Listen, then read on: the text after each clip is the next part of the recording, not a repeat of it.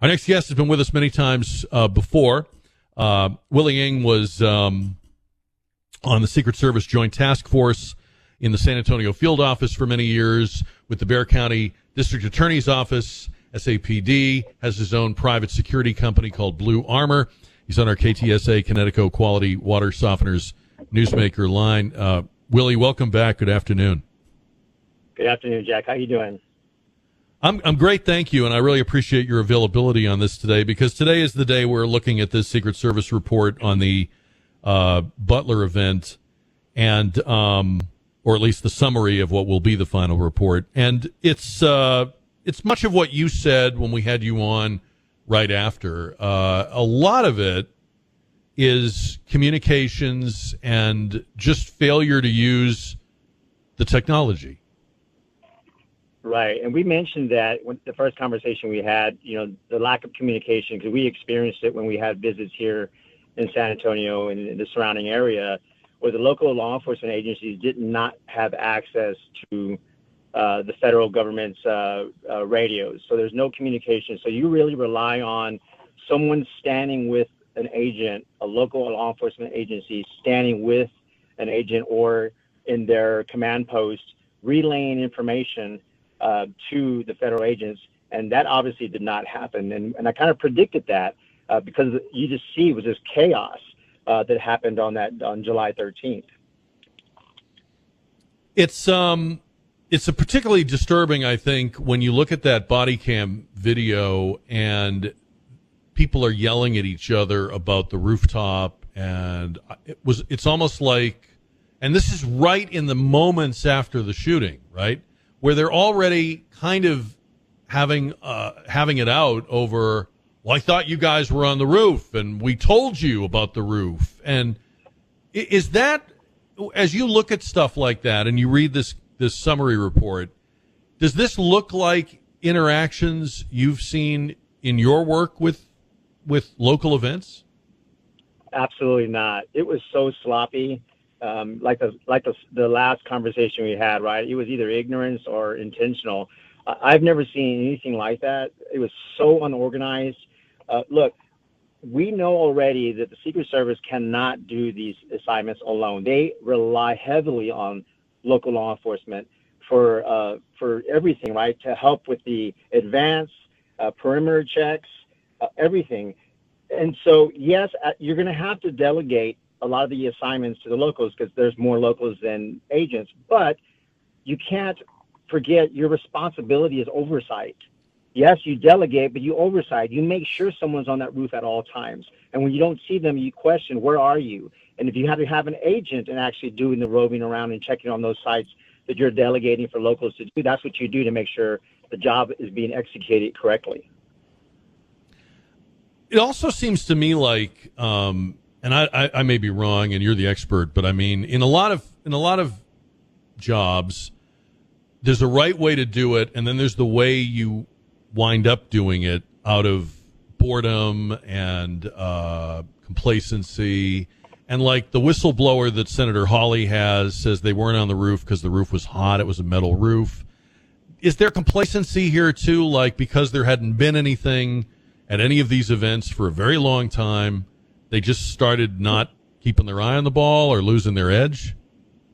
I believe so. And I was going to mention that the complacency, because that's a big issue, that it's human nature, right? Nothing happens for a long period of time. We had the Columbine shooting, and then everybody got complacent until the next shooting, and then everybody wants after shooting training.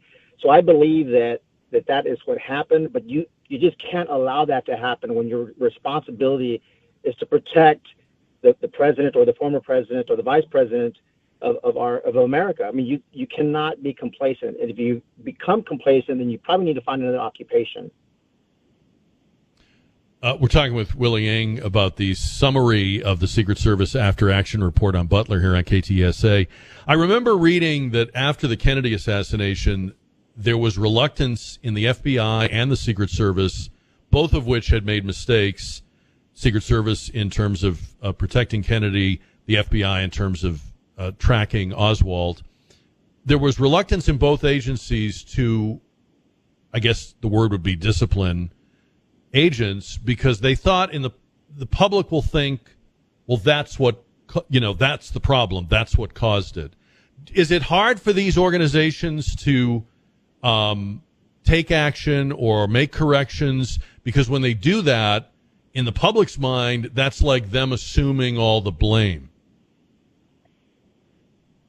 I believe so. But look, one of the best attribute you could have as a leader, whether you're the director, whether you're the president, whatever position you're in, even as an individual, is to have self-awareness, understand your weaknesses, understand your strengths, and then you admit your weaknesses and you provide resources to support that, right? That weakness, so it becomes strong, and the overall mission then becomes successful. I think, look, I'm not sure if you heard this, Jack. You may not have heard it because you've been on radio, but Director Ronald Rowe, and I know I'm shifting now to the second assassination attempt, actually said that the procedures worked at the golf course. That it was successful. That is crazy, Jack. Look, he's saying that the agent did the advance, and that is how he located the barrel sticking out. Let me understand. I want the listeners to understand. An advance isn't done while the president is going hole to hole. An advance is done in advance before the president even arrives at the venue. That whole perimeter should have been checked. And for him to say it was a success, to me, it was luck. It was luck that this bad guy stuck that rifle prematurely out of that fence when he did, and we got fortunate, and the agent got lucky to exchange gunfire, or to shoot, I should say, at the bad guy. Because understand, the AK-47, without training, just a regular old person that gets that rifle, they can hit their intended target 300 to 380. If you're trained, you can hit your intended target with that AK-47 up to 700 yards. The president was 300 to 500 yards away. To me, that was not a successful advance. That was luck. Well, it seems like Director Rowe is speaking out of both corners of his mouth, because he isn't he also on record as saying there needs to be a paradigm shift? So which is it? It works or it doesn't work? Right. I agree.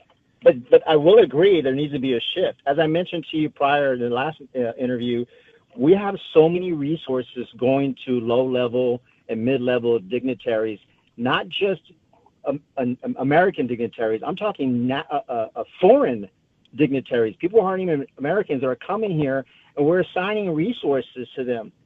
In 1902 is when the Secret Service finally was removed from the Department of Treasury and said, your main priority now is the President of the United States. In 1908, they said, okay, now your primary responsibility, you have two, right? Your primary is the President, your secondary is the Vice President. Throughout the years, we've been giving away our resources to different types of low-level and mid-level dignitaries, and we're forgetting our priority.